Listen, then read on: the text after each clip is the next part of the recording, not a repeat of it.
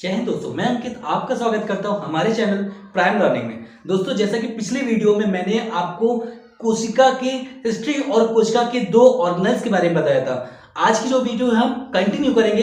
पिछले कुछ दिनों से वीडियो नहीं आ पा रही थी क्योंकि कुछ टेक्निकल इश्यूज आ गए थे और कुछ हेल्थ प्रॉब्लम थी, तो इसके लिए तहे दिल से सॉरी है। और नेक्स्ट आप वीडियो कंटिन्यू करते हैं। तो आज जो मैं टॉपिक पढ़ाने वाला हूं, जो मैंने आपको पिछले टॉपिक पढ़ाए थे, मैंने क्या पढ़ाया था कि आपका हिस्ट्री ऑफ सेल पढ़ाया था और दूसरा पढ़ाया था सेल वॉल और सेल मेम्ब्रेन के बारे में बताया था। उसमें मैंने सेल वॉल की आपका वर्किंग बताया था, फंक्शन बताया था और सेल मेम्ब्रेन की भी वर्किंग और फंक्शन बताया था। लेकिन पिछली वीडियो में मैं एक चीज बताना भूल गया था। मैं ये बताना भूल गया था कि इसमें जो सेल वॉल जो होता है और जो सेल मेम्ब्रेन होता है वो एक्चुअली किससे बनते हैं। तो इस वीडियो में वहीं से कंटिन्यू करूंगा और आपकी सीरीज कंटिन्यू रहेगी सेल की, और आगे आने वाले दो वीडियोस में सेल को कंप्लीट कर दूंगा। तो पहली बात करते हैं सेल वॉल। सेल वॉल जो होता है या फिर कोशिका भित्ति जो होती है, ये पहले मैं बताया था पिछली वीडियो। अगर आपको पिछली वीडियो देखना है तो आई बटन जाइए, उसमें आपको पिछली वीडियो का सेशन दिख रहा होगा। वहां पे आपको सेल वॉल और सेल मेम्ब्रेन के बारे में मैंने बहुत अच्छे तरीके से समझा रखा है। तो यहाँ पे थोड़ा सा मैं रिव्यू करता हूँ इस चीज को। सेल वॉल जो होता है वो प्रोटीन की बनी होती है और सेल वॉल का मेन काम होता है प्लांट को सुरक्षा प्रोवाइड कराना, उसको सेफ्टी प्रोवाइड कराना और उसके स्ट्रक्चर को मजबूती देना। वेरस सेल मेम्ब्रेन जो होती है, जो आपका कोशिका झिल्ली होती है, ये पादप प्लांट या फिर मानव ह्यूमन दोनों में मिलती है। सेल मेम्ब्रेन का काम मैंने पिछले भी एक्सरसाइज आपको वीडियो में बताया था कि सेल मेम्ब्रेन का काम क्या होता है। जो एक्सटर्नल मैटर होता है, जो आपका ऑक्सीजन वगैरह है, उसको अंदर लेता है और जो अंदर का जो एक्सक्रेटा होता है, जो आपका रिमेनिंग पार्ट होता है, वेस्ट होता है, उसको बाहर निकालता है। क्यों? क्योंकि आपका सेल मेम्ब्रेन जो होता है उस आपका पोरस होता है, उसमें बहुत सारे छेद होते हैं। आपने टी स्ट्रेनर देखा है, टी स्ट्रेनर मतलब छन्नी देखी ना, तो जब चाय छानते हो तो उसमें क्या होता है, चाय तो नीचे निकल जाती है लेकिन उसका वेस्ट क्या रहता है, ऊपर रह जाता है। तो ऐसे ही आपका क्या होता है, सेल मेम्ब्रेन होता है। उसमें जो आपका कोशिका को ऑक्सीजन जरूरत पड़ती है तो एक्सटर्नल एनवायरनमेंट से ऑक्सीजन को अंदर लेता है, न्यूट्रिएंट्स को अंदर लेता है और अंदर का जो वेस्ट होता है उसको बाहर निकाल देता है। ओके, तो ये आपका यहां तक कहानी थी सेल वॉल और सेल मेम्ब्रेन के बारे में। नया जो अंगक है, कोशिका अंगक है, उसको बोलते हैं माइटोकॉन्ड्रिया। माइटोकॉन्ड्रिया, इसको हिंदी में ही माइटोकॉन्ड्रिया बोलते हैं और इंग्लिश में ही माइटोकॉन्ड्रिया बोलते हैं। तो हिंदी और इंग्लिश दोनों मीडियम वाले बच्चों के लिए इसका माइटोकॉन्ड्रिया ही पढ़ना पड़ेगा, क्योंकि देखिए बायोलॉजी अधिकतर आपका ग्रीक लैंग्वेज में लिखी गई है, लैटिन लैंग्वेज के वर्ड है इसमें। तो ये जो आपका माइटोकॉन्ड्रिया हो गया या फिर सेल जो वर्ड है, ये सब आपका लैटिन वर्ड्स हैं, ठीक है, लैटिन अमेरिकन वर्ड्स हैं।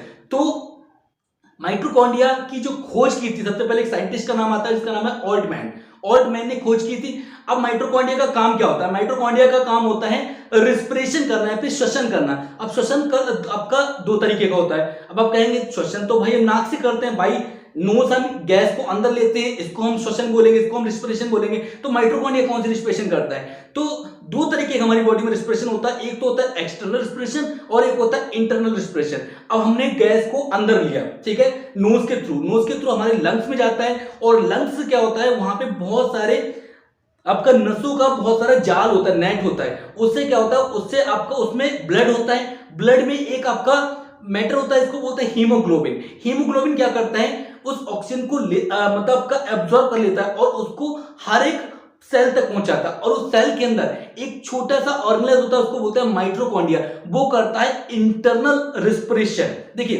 एक्सटर्नल रिस्पिरेशन से आपने क्या लिया, ऑक्सीजन ले लिया लंग्स तक, लेकिन वो जब आपका माइटोकॉन्ड्रिया तक पहुंचेगा तो वो आपका बनेगा इंटरनल रिस्पिरेशन, जिसको बोलते हैं आंतरिक श्वसन। अब उस आंतरिक श्वसन में क्या होता है, एक साइकिल चलती है, उसको बोलते हैं क्रेब्स साइकिल। उस क्रेब्स साइकिल में क्या बनता है, आपका एनर्जी बनती है। जब आपका न्यूट्रिएंट्स और ऑक्सीजन मिल जाता है तो उसमें बनता है एनर्जी, कार्बन डाइऑक्साइड, हीट और वाटर।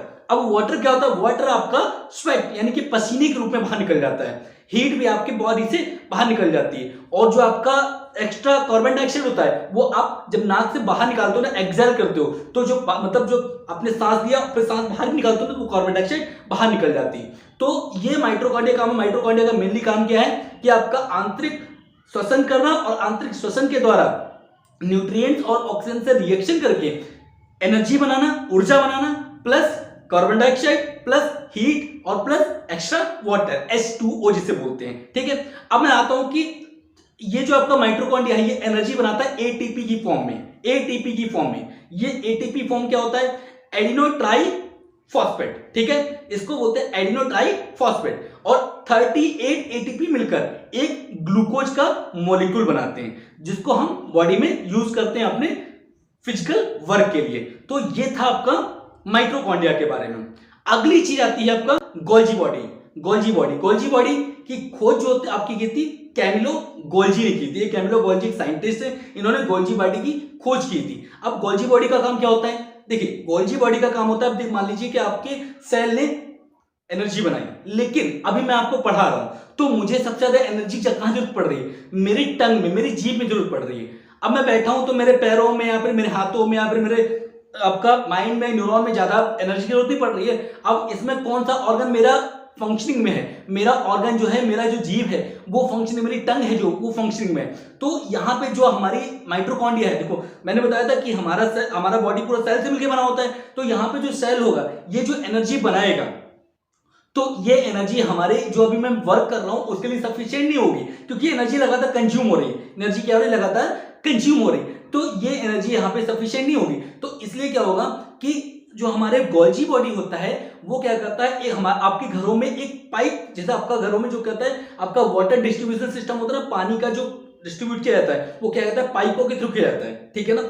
जिनके घरों में मतलब पाइप का आपका टैंक, पाइप की जो आपका सिस्टम, मतलब जो आपका टंकी लगी होती है उसमें नीचे जो पानी आता है तो पाइप के थ्रू आता है। तो ऐसे क्या होता है कि हमारी जो कोशिका की माइटोकॉन्ड्रिया जो एनर्जी बनाती है उसको पूरी बॉडी में जो ले जाता है वो क्या काम करता है? वो आपका गोल्जी बॉडी काम करता है। और गोल्जी बॉडी एक पाइप की तरह स्ट्रक्चर होता है, बिल्कुल आपके एक पाइप की तरह स्ट्रक्चर होता है आपका सिलिंड्रिकल शेप में, ठीक है।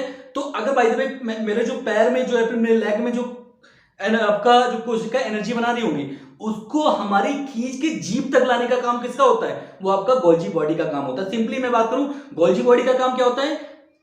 ट्रांसपोर्टेशन का काम करता है या परिवहन का काम करता है। वो एनर्जी को पूरी बॉडी से खींच लाता है और जहां कोई ज्यादा जरूरत होती है वहां पे लाके छोड़ देता है। तो इसीलिए क्या होता है कि मैं रेगुलर आपको अगर 1 घंटे पढ़ाऊं, 2 घंटे पढ़ाऊं, 4 घंटे पढ़ाऊं, रेगुलर मैं इस कैपेबल हो सकता हूं कि आपको लगातार पढ़ा सकता हूं। अगर बाय द वे मान लीजिए कि मेरे अगर सेल में, आपके सेल में गोल्जी बॉडी नहीं होता तो क्या होता कि मैं आपको पढ़ा रहा हूं तो मेरे अगर मेरी जो आपकी जीभ की जो आपका माइटोकॉन्ड्रिया है, अगर वो जितनी एनर्जी बनाई वो खर्च हो गई, तो उसके बाद क्या होगा? मैं धीरे धीरे पढ़ाते पढ़ाते मैं भी बोल रहा हूँ, फिर धीरे धीरे ऐसे करके करने लगूंगा। मतलब कहने मतलब मेरी एनर्जी खत्म हो जाएगी और मेरी जीभ ही चलना बंद हो जाएगी। तो ये आपका काम होता है गोल्जी बॉडी का। आई होप आपको गोल्जी बॉडी समझ में आया होगा। अब आपका 4 ऑर्गन्स पढ़ा चुका हूं मैं, cell wall, cell membrane, mitochondria और आपका गोल्जी बॉडी, ठीक है।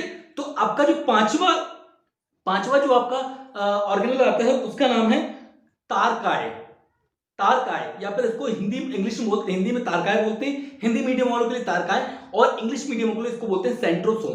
क्या बोलते हैं इसको? सेंट्रोसोम। अब सेंट्रोसोम का मेन काम क्या होता है? सेंट्रोसोम का मेन काम होता है एक सेल को 2 सेल में बांटना, ठीक है। तो एक सेल, अब मैंने आपको बताया ना कि जब सेल थ्योरी, जो स्लीडन स्वान ने सेल थ्योरी दी थी, तो स्लीडन स्वान ने क्या बोला था कि हमारी पूरी बॉडी सेल से मिलकर बनी होती है। और जो विर्चो ने इसको एक्सटेंड किया था, तो विर्चो ने क्या बोला था बाद में कि हम एक सेल 2 सेल में टूटता है, 2 सेल 4 सेल में टूटता है और 4 सेल 8 सेल में टूटता है। जो सेल का डिविडेशन का प्रोसेस होता है वो सेंट्रोसोम की वजह से आपका हो पाता है। अगर सेंट्रोसोम हमारी सेल के अंदर नहीं होगा तो सेल कभी भी डिवाइड नहीं होगी और सेल अल्टीमेटली डेथ हो जाएगी उसकी। तो ये 3 टॉपिक थे मैंने आज की वीडियो में आपको बताए हैं। पहला आपका सेंट्रोसोम, दूसरा आपका माइटोकॉन्ड्रिया और तीसरा आपका गोल्जी बॉडी। आई होप आपको तीनों टॉपिक्स बढ़िया तरीके समझ में आए होंगे। अगर आपको हमारी वीडियो पसंद आती, हमारे द्वारा दी गई नॉलेज आपको पसंद आती, तो प्लीज हमारे चैनल को सब्सक्राइब करें, लोगों को बताएं एंड वीडियो को शेयर करें and give a big thumbs up to this video. Thank you very much and God bless you. जय हिंद।